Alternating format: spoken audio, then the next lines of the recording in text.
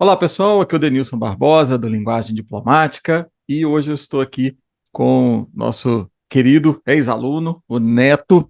Tudo bem, Neto? Como é que Tudo bem, Denilson. estão as coisas por aí?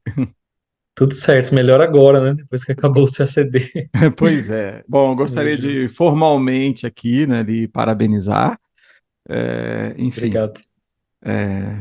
né, por mim que, né, tive a oportunidade de acompanhar essa trajetória por um tempo e também em nome aqui da equipe do Linguagem Diplomática. E, enfim, gostaria de pedir para você contar um pouco hoje a sua história, a sua trajetória aí como na sua, enfim, batalha aí como CACDista.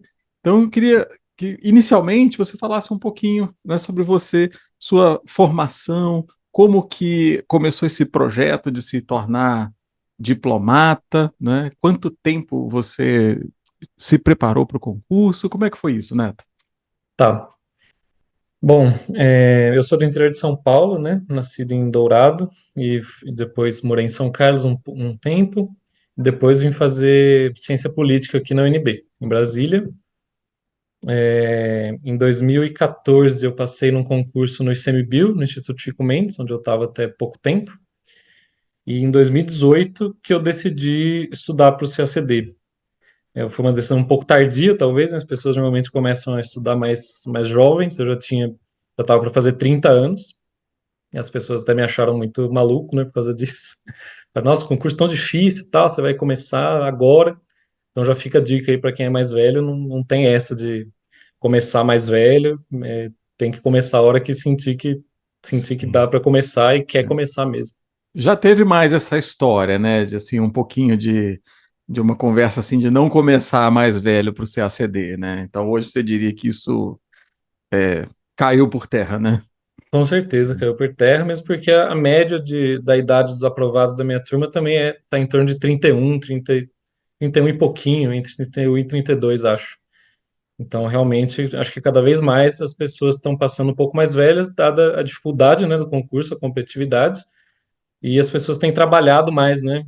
Pessoas que trabalham e estudam, isso é cada vez mais comum também, porque realmente é difícil só estudar, né? Ou quem trabalha muito também, fica complicado de estudar, enfim. E Isso. aí eu estudei, então, desde 2018 eu fiz meu primeiro TPS. No final do ano foi só para testar mesmo, eu fui bem mal. Eu tirei, tipo, sei lá, o TPS valia 72, né? 73. Tirei, tipo, 18, sei lá, 19, uma nota bem baixa, assim. Então fica mais um recado aí pro pessoal para não desanimar por causa de primeiro TPS ou segundo, eventualmente, quando a gente está extremamente cru, né, sem ter estudado nada praticamente.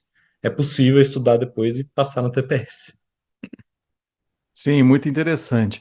E, né, assim, de uma forma resumida, né?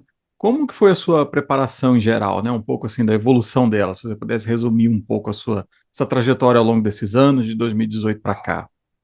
Tá, olha, o começo eu acho que é sempre difícil, né? O começo de ser acedista, a gente está sempre um pouco perdido sobre o que fazer, o que não fazer. Eu optei por fazer mais leituras no começo da preparação. Eu lia mais do que fazia. Um gato passando aqui. Eu lia mais do que fazia aulas, né? Eu achei que pudesse ser um método um pouco mais econômico, talvez, né? Enfim. E ao longo da preparação eu fui trocando, acho que os livros por cursos, até por recomendação, fui entendendo melhor como funciona o concurso, vendo depoimentos de aprovados também. E acho que foi basicamente isso. Métodos de estudo vão melhorando, né, ao longo do tempo também. A gente vai ganhando maturidade, né, ao longo da trajetória.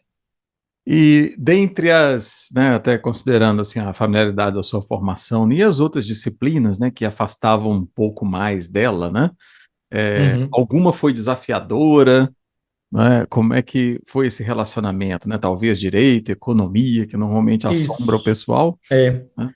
Olha, direito constitucional brasileiro eu tinha alguma noção até por causa do concurso do ICMBio que eu tive que estudar, né? Mas direito internacional eu comecei do zero, absolutamente do zero. Eu lembro que eu comprei aquele livro amarelo do Portela, grandão assim, e li praticamente inteiro tudo que tinha do edital. Foi realmente do zero. Economia eu tinha alguma noção devido à graduação, mas realmente nada, era muito superficial. Então foi bem desafiador também, especialmente economia internacional, macroeconomia, história econômica do Brasil também. Bom, o resto das disciplinas também, não dá para falar que eu tinha muita facilidade. Tive que estudar bastante.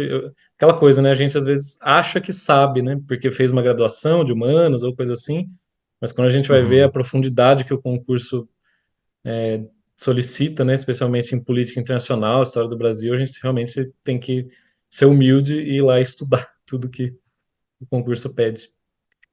E vamos lá. E então, na sua preparação, você privilegiou mais esse aspecto das leituras, do que participar de aulas, fazer cursos, ou teve um equilíbrio aí? Como é que foi No isso? começo, eu acho que foi uma transição. No começo, mais leituras. Foi bom para eu ter uma base, assim, mas leitura, enfim, demora muito, né? Especialmente se você não tem familiaridade com o tema. Então, imagina eu lendo lá o livro do Portela, sem saber nada de direito internacional. Um trabalho de formiguinha, né? Você vai fazendo bem aos poucos. E eu acho que da metade da preparação para frente eu investi mais em cursos de vídeo mesmo, né? Especialmente com a pandemia, depois que veio, ficou bem comum, né? Quase todo curso ficou online mesmo. E esses cursos funcionavam tanto para revisar quanto para aprofundar, né? Depois que eu já tinha uma boa base, os cursos me ajudaram muito, muito mesmo. Até questão de tempo, né? Você vê acelerado. Sei que tem professor que não gosta às vezes, mas a gente vê acelerado e otimiza o tempo de acordo com a nossa dificuldade ou não, né? Importante. Sim. E nessa, na preparação para a terceira fase, em geral, as disciplinas, digamos, esse elemento prático de treinamento de simulados, produção de respostas, etc., né? Qual o papel que isso teve na sua preparação? Você fez bastante, fez pouco? Como é que Olha, foi? eu fiz bastante. Eu sei que tem CACDistas que não veem muito valor, talvez, em ficar fazendo simulado e respondendo questões, tanto discursivas quanto da segunda fase, né, de português e inglês. Mas eu fiz bastante. Eu simulava tudo aqui em casa com um relógio, assim, um cronometrado, porque acho que o tempo é um fator importante. Assim, depois que a gente estuda bastante, a gente pode começar a investir nesse negócio de tempo, né? Você não pode ir para a terceira fase sem ter feito segunda ou terceira fase sem saber como você se comporta em relação ao tempo nessas questões, porque é um negócio muito desafiador, especialmente a segunda fase e as questões de 90 linhas, né, da terceira fase. Então, eu sempre investi bastante em responder questões, tanto de provas anteriores quanto novos simulados de todas as matérias. E você fazia esses simulados, né, das disciplinas, né, de terceira fase, independente de ter correção, feedback do professor, você estava sempre praticava os simulados? Segunda fase eu fiz com você, que eu tinha o feedback, né? Português eu Uhum. fiz com o professor Ivo também, com feedback. Eu acho que as línguas é bem importante. Francês e espanhol também com professores que corrigiam, né? Eu acho que as quatro línguas, né? Porque português também entra aí como uma língua que a gente tem que dominar bastante. É super importante ter o feedback, sim, de professores especializados. Já as outras matérias de conteúdo vai variar da dificuldade ou não do aluno. Eu acho que nunca paguei correção de simulado de política internacional, geografia, direito. Sempre fazia esse esquema com grades de correção que os professores davam e funcionava para mim. Isso, e ainda assim você mantinha o ritmo de produção dos simulados, né? Mantinha.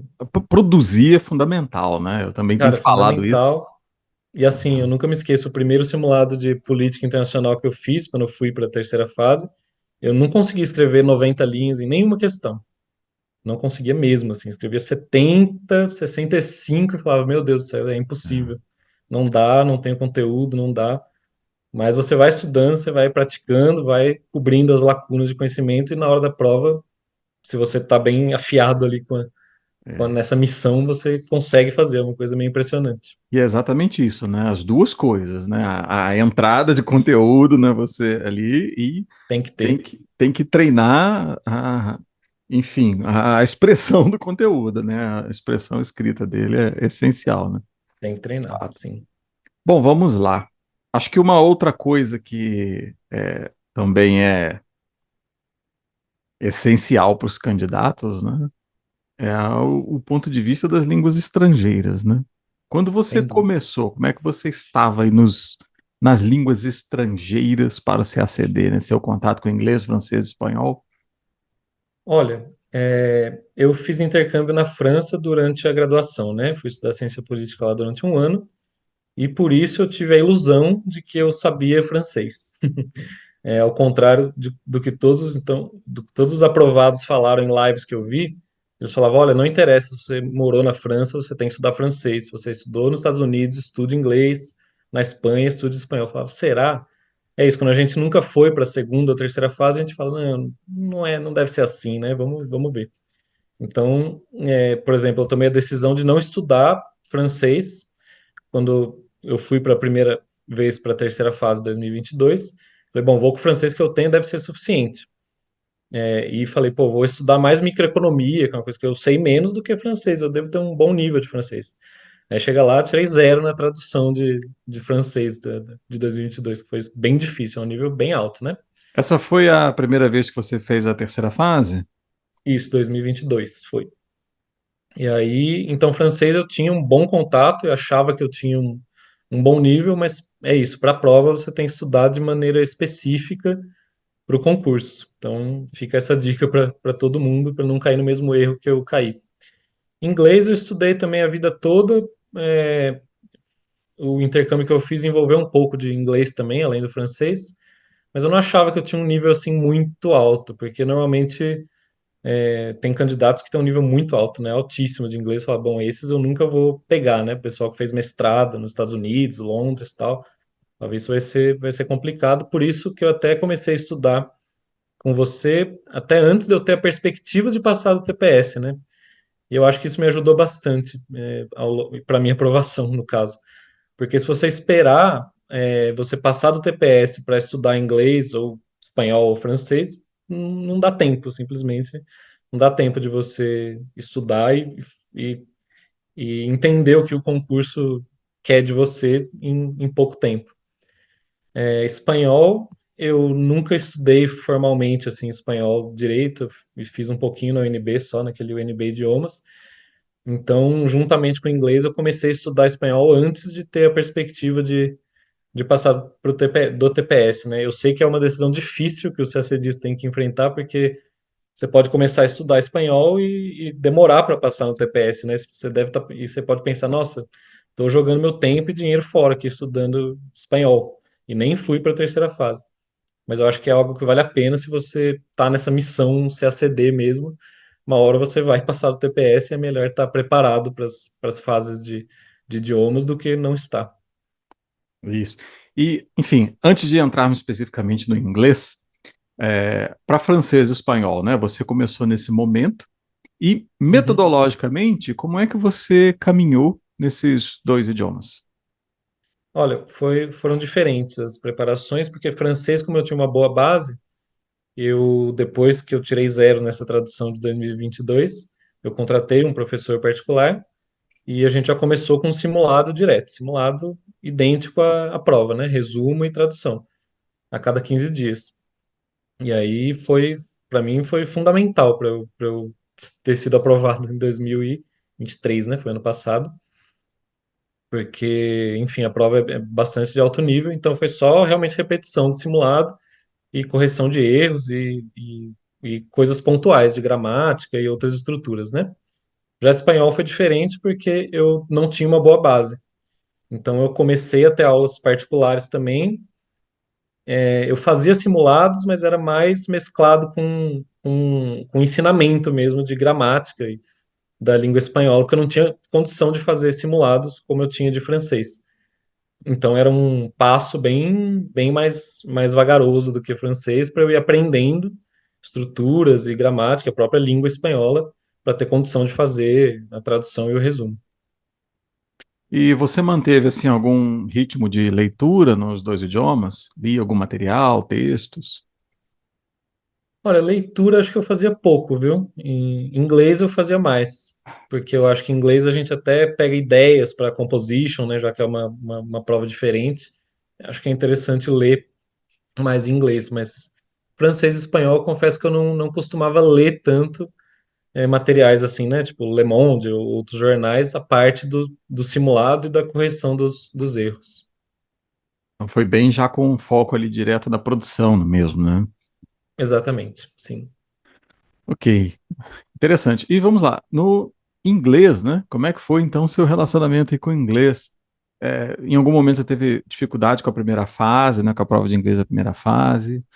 Quando você começou, eu lembro que você, de certa forma, já tinha ali você já tinha capacidade de responder as questões, né? Você já respondia os simulados, né? Uhum.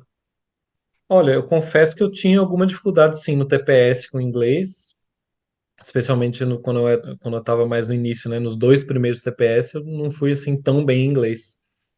Certo. E depois que eu comecei a, a estudar mais inglês, enfim, e até começar a me preparar para a segunda fase, eu acho que tem até esse ganho de quando você estuda inglês para a segunda fase, é um estudo tão denso que a gente faz que tem até o ganho para o TPS, né? Para gramática, vocabulário, em geral. Então, depois que eu nunca me preocupei muito, digamos, com o TPS, com o inglês em TPS. A partir do momento que eu equilibrei meu nível de inglês assim, que eu sabia que eu estava no nível bom, eu tirava mais ou menos a mesma nota sempre nos TPS de inglês, seja em simulado, seja na prova real, que era um bom nível, perto de 70% assim, pouco menos talvez, que era uma nota que dava para ter sucesso, né? Agora, para a segunda fase foi uma preparação realmente, né, bem detalhada para entender tradução, versão, resumo, composition. Foi um trabalhinho de formiguinha que você fez comigo, que você me acompanhou, né, nessa jornada para entender como fazer uma composition. A gente não tem ideia, né? Como fazer um summary, se a gente não for atrás, só de ler os guias de estudo assim, eu não acho que seja produtivo, porque no guia tem de tudo, né? Sem desmerecer nenhuma resposta, mas no guia tem para todo lado, acontece de tudo e as notas são boas, etc. Mas foi bem importante esse acompanhamento que a gente fez para entender mesmo o que são as quatro tarefas do inglês, né? E como é que você, enfim, esse treinamento, né, que nós fizemos para a segunda fase, como é que você, assim, descreveria a trajetória dele, né? Assim, a sua evolução, como que foi Uhum, acontecendo, até, assim, você mesmo falando, né? Quanto tempo durou? Porque eu gosto de chamar a atenção, muitas vezes alguns candidatos começam ali, primeiro mês, segundo, terceiro, e aí estão no terceiro simulado já com uma certa preocupação de que nunca vão chegar lá, né? Eu sim, falo, calma, ainda está cedo, o terceiro, aí o terceiro ainda está cedo, né? Então, assim, e a sim, gente faz, né? Essa semana eu até fiz um vídeo falando sobre isso. Eu falei, olha, candidatos aprovados, alunos aprovados, já tiveram uma longa trajetória de produção de longa simulados aqui, foram trajetória. meses produzindo simulados, outros já estão aí há meses, Exatamente, alguns 36 meses produzindo simulados. Então, exatamente. como é que foi isso, né? E como que você vê isso, né? Ou como lidar com essa, talvez, angústia, né? Ansiedade ali, né? Sim. Olha, eu acho bem importante a preparação de inglês ser continuada, como eu fiz com você. Eu lembro, acho que 2021, né, que foi o ano da pandemia, eu não passei no TPS, acho que foi em julho, junho. Descansei algumas semanas e logo ali em agosto, setembro, já falei, Denilson, vamos voltar com simulados, mesmo que seja, né, o edital tá longe e tal, mas não é uma coisa que realmente não dá para perder tempo esperando assim o ano virar ou sair o edital, a portaria para começar a fazer simulado. Eu acho que tem que ser uma preparação bem continuada. Eu fui vendo minha evolução em diversos aspectos, por exemplo, primeiro como se diz, fazer simulado te dá muito conteúdo de muita coisa, né? Te expõe a muitos temas, né? Meio ambiente, desarmamento, conselho de segurança, guerra, paz, tudo que é super passível de cair na prova e que está sempre tangenciando, né? A composition, pelo menos. Ela sempre vai ser algo sobre diplomacia, globalização, tecnologias, alguma coisa nesse campo semântico, assim, né? E você explora muito bem isso nos seus simulados, então, o repertório é a palavra, né? Você vai fazendo simulados de maneira continuada, vai ganhando um repertório imenso, e eu, pelo menos, eu fazia os simulados sem consulta, né? Então, eu fazia o que desse na telha ali com o conteúdo que eu tinha, mas depois eu sempre tinha a oportunidade de falar, tá, o que eu faria, qual seria meu simulado ideal, né? Minha composition ideal sobre meio ambiente. Posso decorar algum dado aqui, algum acordo, alguma coisa, isso sobre diversos temas, eu acho que é importante fazer. Outra coisa é vocabulário, né? Vocabulário em tradução e inversão. Se você vai fazendo de maneira continuada, você faz uma versão e uma tradução por mês. E você se expõe a muito vocabulário, tanto inglês português quanto português e inglês.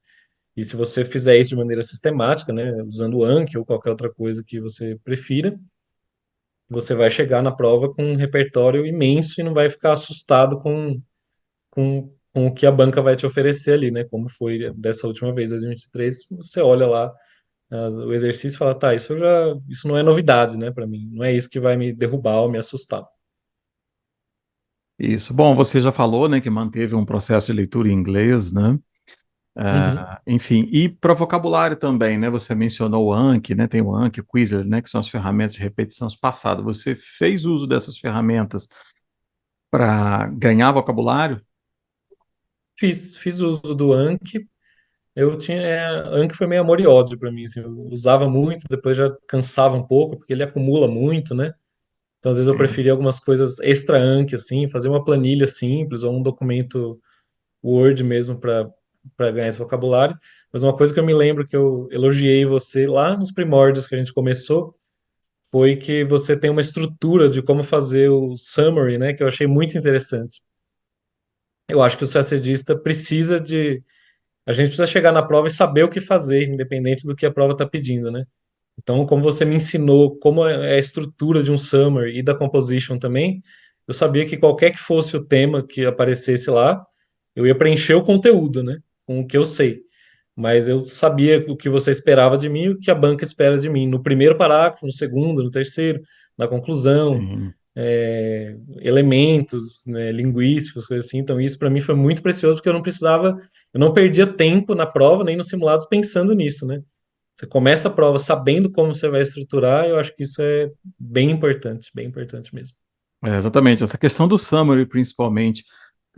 Se você vai metodologicamente ali, né? Olha, eu preciso identificar tais elementos no texto, né? Você sempre vai Né? encontrá-los lá, né? Ter essa categoria, isso tira um peso, né? Um peso da Exatamente. responsabilidade. Não, minha escolha vai ser totalmente técnica, não vai ser a minha escolha pessoal ali sobre qual informação inserir ou não, né? Eu acho que isso é boa Exato. notícia, né? Essa, Exato. esse tipo de E eu, procedimento também, né? exato. Eu sei que não existe receita pronta, né? Receita de bolo. Você nunca vai conseguir decorar uma coisa, chegar lá e fazer. Na prova acontecem várias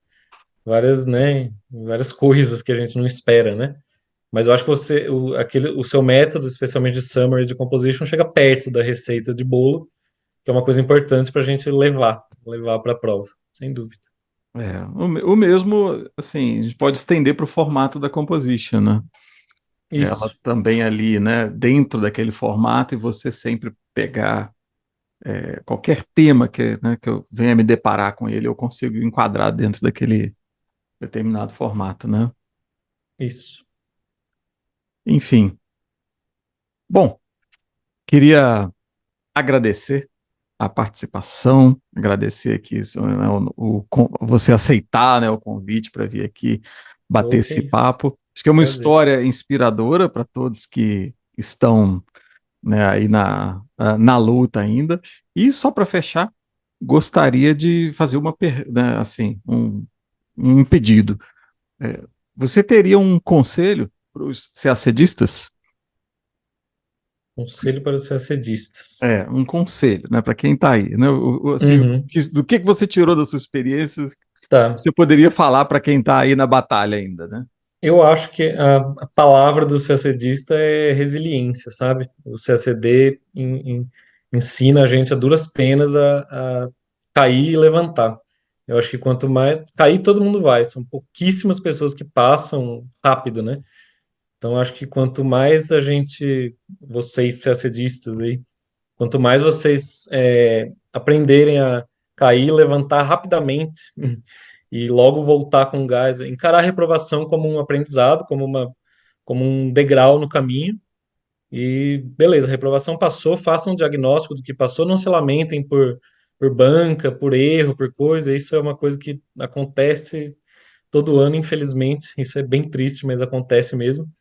Então, virem a página da reprovação e vão adiante com confiança e com bons professores, com bons materiais que tem tudo para dar certo. Olha, muito legal. Olha, né?